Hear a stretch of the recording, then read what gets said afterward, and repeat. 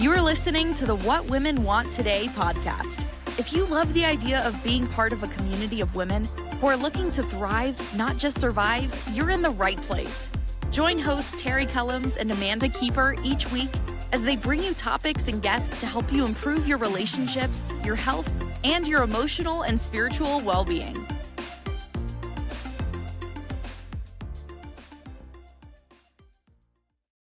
Hello and welcome to today's episode of the What Women Want Today podcast.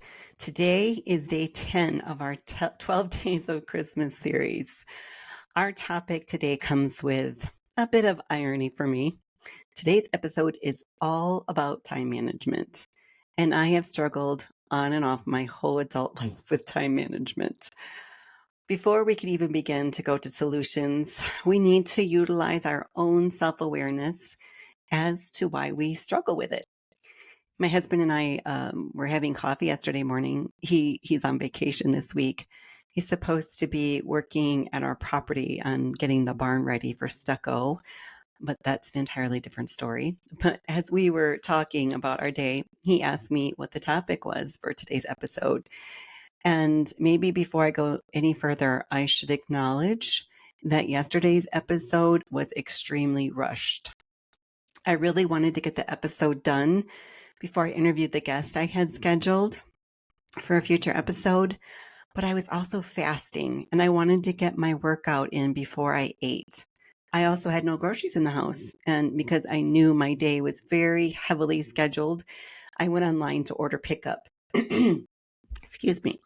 You know how it goes when you try to schedule your day with almost no room for error? It's like dominoes. When one falls down, it takes everyone in its path with it. As I was sitting in the car after getting the groceries, I stopped and took a deep breath. And for a brief moment of silence and peace, and I was thinking that the busiest part of my day was behind me. And then I realized I only had the 15-minute ride home to relax and breathe and prepare myself for all the things waiting for me at home. In doing my own self-reflection, I realized I can do better. I can do a better job of prioritizing my tasks. But I also know that external forces that we don't always have control over can cause you to rebalance the many plates you have in the air. Maybe you can relate in the workplace when a manager above you suddenly delegates one of their tasks to you, or your partner suddenly remembers an important task that has to be done, but they get called into work. Or maybe your child forgets an important folder they needed for an assignment at school, and they tell you they'll get an F on it if you don't bring it to them. I mean, the list is endless, right? I'm also guilty of procrastination, but on the surface, it doesn't really look like procrastination. Let me tell you what I mean. Let's just say I'm supposed to be doing some rewrites for a chapter in my book that came back from the editor, and I'm frozen. I can't get my thoughts together. So instead, I decide that I need to tear everything out of the refrigerator and give it a good cleaning and toss out all the expired condiments and reorganize the entire thing. I mean, on the surface level, isn't that what we've talked about the other day when we were talking about clearing out clutter? In reality, it could mean several things, but it probably means lack of discipline, overwhelm, brain clutter, and perhaps even a lack of clear direction from the editor, or lack of understanding on my part, maybe. I did a quick Amazon search for time management, and it came back with over 50,000 books on the topic. I scanned the first couple of pages and I saw a few titles that I've read over the years. Eat That Frog, which tells us to do the most important tasks first. Books by Hal Elrod that tell us to establish a morning routine.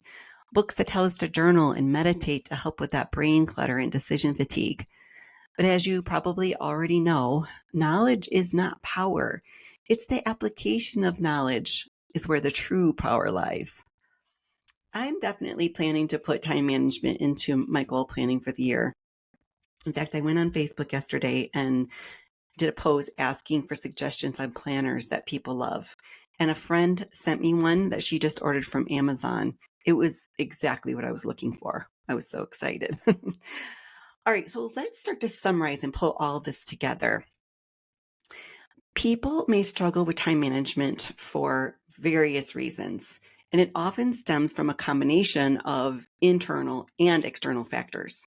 Some common reasons include lack of prioritization. We struggle with time management when we fail to prioritize our tasks effectively. Without a clear understanding of what needs to be done first, we might spend too much time on less important activities, i.e., cleaning out the refrigerator.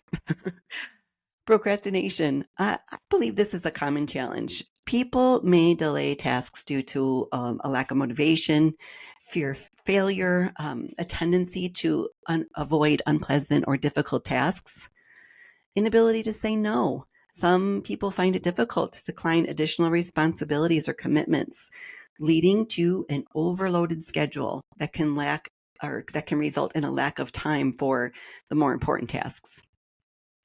Poor planning. Without proper planning, we may not allocate enough time for each task, ending up with that domino effect, right? That feeling of being overwhelmed and rushed. Perfectionism. A desire for perfection can hinder effective time management. People can spend excessive time on a task striving for perfection, which can lead to delays in completing other important tasks. Lack of awareness. Some people may not have a clear understanding of how they spend their time. Without awareness of time-wasting habits, it's challenging to make meaningful changes to improve our time management. External distractions. I think everyone is probably guilty of this. Social media, emails, interruptions from our colleagues, our family, they disrupt the workflow and they impede effective time management. Ineffective work habits. So our poor work habits, such as multitasking, constantly switching between tasks, can reduce productivity and hinder effective time management. Overcommitment, taking on too many commitments or projects, they can overwhelm us, making it difficult to manage time effectively. How about lack of boundaries? Failing to establish clear boundaries between work and personal life can result in time being consumed by one at the expense of the other. Addressing time management challenges often involves a combination of self-awareness, goal setting, prioritization, effective planning, and the development of healthy habits. Strategies such as creating to-do lists, setting realistic goals, and learning to delegate tasks can help us improve our time management skills.